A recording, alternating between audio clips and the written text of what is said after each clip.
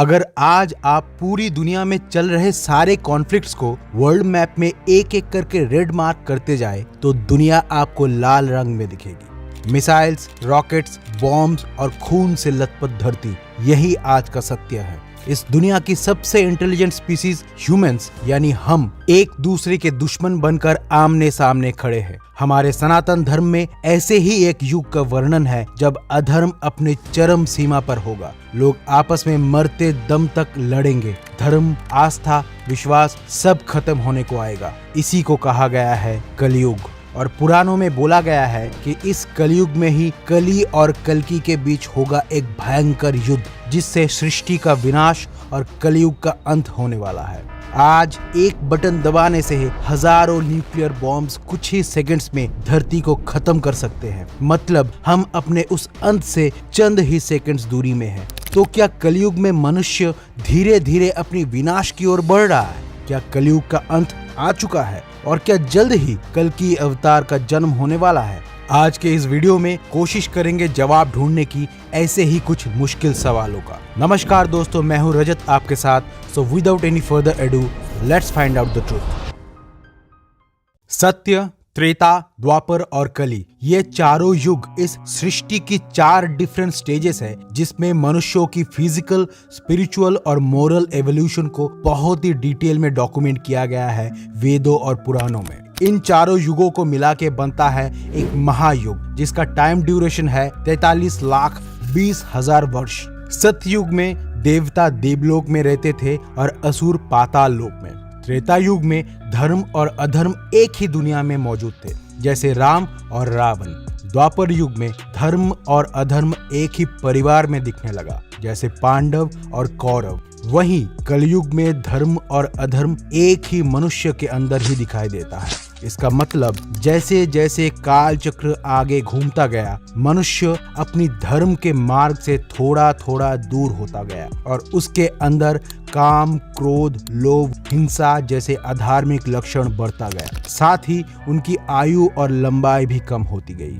पुराणों में कहा गया है कि हर युग में जब जब इंसानियत, अच्छाई और चरित्र का पतन होगा, तब तब एक महाप्रलय होगा और भगवान स्वयं अपने अवतार रूप में आकर अधर्म का विनाश और धर्म की पुनर्स्थापना करेंगे। फिर इस सृष्टि की दोबारा शुरुआत होगी एक नए युग के साथ। और ऐसे ही युग चक्र एक साइक्लिक ऑर्डर में घूमता जाता है। जैसे सत्ययुग के बाद त्रेता युग, उसके बाद द्वापर और फिर कलयुग आता है, देन अगेन ये ऑर्डर कलयुग से रिवर्स में रिपीट होता है।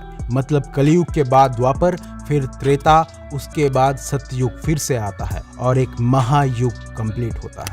अगर बात करें इंपॉर्टेंट इवेंट्स की, तो सत्ययुग को छोड़ के त्रेता, द्वापर और खासकर कलयुग को समझना हमारे लिए बहुत जरूरी बन जाता है, क्योंकि इससे हमको पता चलता है कि हम अभी तक अपने धर्म के रास्ते से धीरे धीरे करके कितना दूर भटक चुके हैं। पुराणों में जो वर्णन दिया गया है उसके साथ आज के समाज में कितना सिमिलरिटीज है, ताकि हम आने वाला कल का अंदाजा लगा पाए। त्रेता युग में मनुष्य थोड़ा स्वार्थी हुआ और उसे ईर्ष्या और द्वेष जैसे अवगुण मनुष्यों में जागने लगा, लेकिन अधर्म की मात्रा फिर भी कम थी। इसी युग में रावण वध के बाद श्री राम अयोध्या लौटकर राम राज्य की स्थापना की थी और कुछ सालों बाद जब वो वैकुंठ धाम लौट गए थे, तब त्रेता युग की समाप्ति हो गई और उसके बाद शुरू हुआ कालखंड का तीसरा युग यानी द्वापर युग।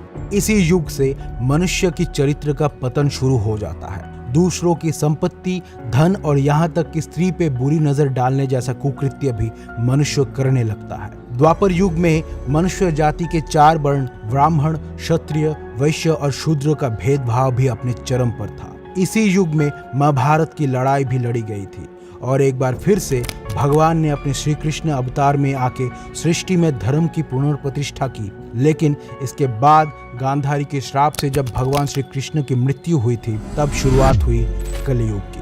कलयुग की आयु 4,32,000 साल है और अभी सिर्फ 5,125 साल ही बीते हैं। मतलब अभी भी 4,26,875 साल बचे हुए हैं। कलयुग में मनुष्यों का चरित्र कैसा होगा, पुराणों में इसका डिटेल्ड डिस्क्रिप्शन मिलता है। जैसे ब्राह्मण वेदों का पाठ नहीं करेंगे, क्षत्रिय प्रजा की रक्षा नहीं करेंगे और चोर प्रवृत्ति के लोग शासन करेंगे।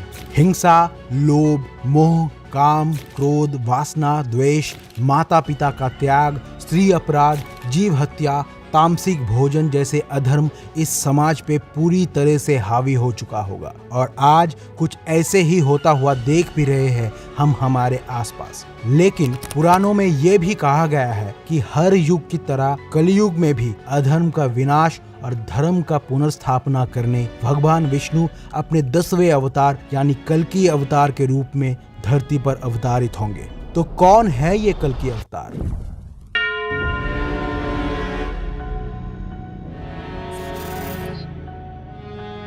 जैसा कि हम जानते हैं, भगवान विष्णु अपने 9 अवतारों के जरिए धरती पर अवतारित हो चुके हैं। जैसे सतयुग में भगवान विष्णु ने 4 अवतार लिए थे, मत्स्य, कूर्म, वराह और नरसिंह अवतार। आगे त्रेता युग में वामन, परशुराम और राम अवतार।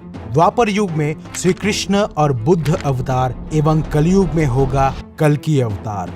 कलयुग में कली का मतलब है डार्कनेस, अंधकार। पुराणों की माने तो सत्य, त्रेता, द्वापर युग में अभी तक जितने भी असुर देखा गया है उन सब से कई गुना ज्यादा भयंकर है कलयुग का कली असुर, जो मनुष्यों की दिमाग से धर्म की भावना को खत्म कर देता है। कली अमर है और अदृश्य भी। जब भी इंसान जुआ खेलता है, शराब पीता है, अनैतिक संबंध बनाता है, हिंसा करता है या चोरी करता है, इसका मतलब वो पूरी तरह से कली के प्रभाव में है।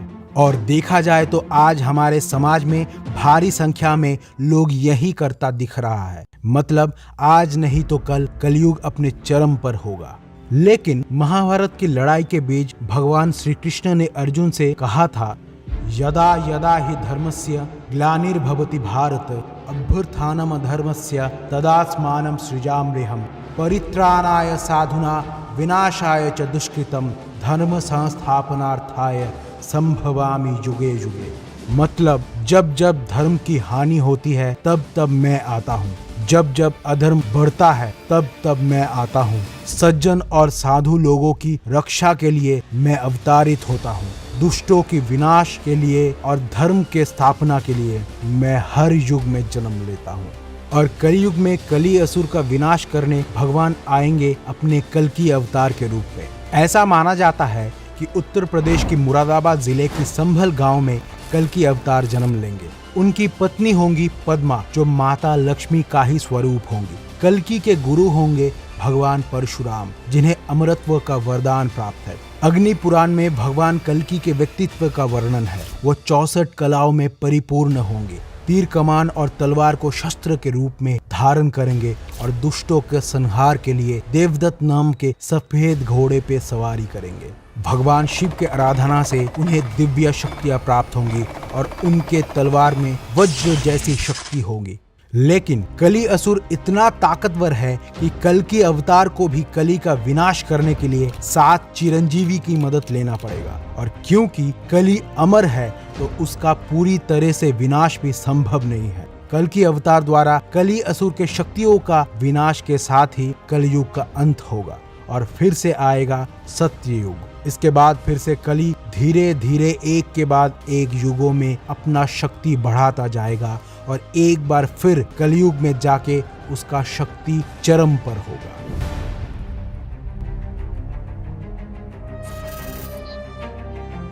अगर रिसेंट कॉन्टेक्स्ट में देखा जाए तो लगता तो यही है कि हम घोर कलयुग में जी रहे हैं और दिए गए विवरण के अनुसार ही दुनिया अभी बहुत ज्यादा अशांत हो चुकी है। जैसे दुनिया पर अपनी सत्ता कायम, ताकत का वर्चस्व के चलते जब वर्ल्ड वॉर 1 लड़ा गया था तो इस लड़ाई से लगभग 4 करोड़ लोग मारे गए थे। वहीं वर्ल्ड वॉर 2 में 7.5 करोड़ लोगों की जान गई थी। 9/11 के बाद से जब यूएसए ने अफगानिस्तान में वॉर ऑन टेरर डिक्लेयर किया, तब से इस लड़ाई पे भी करीब लाखों की संख्या में लोग मारे गए हैं। वहीं अफ्रीकन टेररिस्ट ग्रुप बोको हरम, जो अफ्रीका में सलाफी इस्लामिक स्टेट बनाना चाहता है, उसने 2002 से अब तक 50,000 से ज्यादा लोगों को मौत के घाट उतार चुका है और 25 लाख लोग इनकी खौफ से डिस्प्लेस्ड हो चुके। इसके अलावा भी Israel Palestine war, ISIS attack, India Pakistan war जैसे कई सारे जंग चल रहे हैं या लड़े जा चुके हैं रिसेंट टाइम्स में। आज जहां भी नजर दौड़ाएंगे वहीं वॉर क्राइम्स, मास किलिंग्स जैसे इनह्यूमन इंसिडेंट्स नजर आते हैं। रशिया आए दिन न्यूक्लियर वॉर की धमकी देता रहता है और US, Russia, France, China, UK, Pakistan, India, Israel और नॉर्थ कोरिया के पास इन टोटल लगभग 13,000 न्यूक्लियर वेपन्स है। कभी भी अगर कोई न्यूक्लियर वॉर शुरू हुई तो इंसानों की क्या दुर्गति होगी, इसका थोड़ा बहुत अंदाजा आप आराम से लगा सकते हैं जापान की हिरोशिमा और नागासाकी की घटना को देखकर। हम हमारे लापरवाही की वजह से सिर्फ इंसानों को ही नहीं बल्कि इस पूरी धरती को गहरी चोट पहुंचा रहे हैं। आज धरती का तापमान लगातार बढ़ता जा रहा है। कई प्रजाति के जीव विलुप्त हो चुके हैं। पेड़ पौधे बेहिसाबी से काट दिए जाते हैं। मौसम भी बदलता जा रहा है। कभी भयानक बाढ़ आती है तो कभी अकाल सूखा। रोज की खबरों में हत्या, डकैती, हिंसा, बलात्कार जैसी चीजें बहुत ही आम हो चुकी है। और हैरानी की बात यह है कि इस सब से हमें अब ज्यादा कुछ फर्क भी नहीं पड़ता। ऐसा लगता है कि इस धरती को ही हम नर्क बनाने चल पड़े हैं। तो ये घोर कली नहीं तो क्या है? गरुड़ पुराण में इन अलग अलग पापों के लिए अलग अलग सजाएं लिखी गई है जो आप जान सकते हैं इस वीडियो से। हालांकि पुराणों की माने तो अभी भी कलयुग के करीब 4.5 लाख साल बचे हुए हैं, लेकिन हालत ऐसी हो रखी है कि हम कल्कि अवतार के दहलीज पे खड़े हुए हैं। और काल चक्र का जो नियम है वो तो होगा ही, लेकिन इस चक्र से हमारी मुक्ति के लिए एकमात्र रास्ता है हमारे अच्छे कर्म। ये हमारी जिम्मेदारी है कि कली की माया से अपने आप को दूर रखना। उम्मीद यही है कि इस काम में हम सब कामयाब होंगे। क्यों होंगे ना? बताइएगा कमेंट्स में। और तब तक के लिए जय श्री कृष्ण।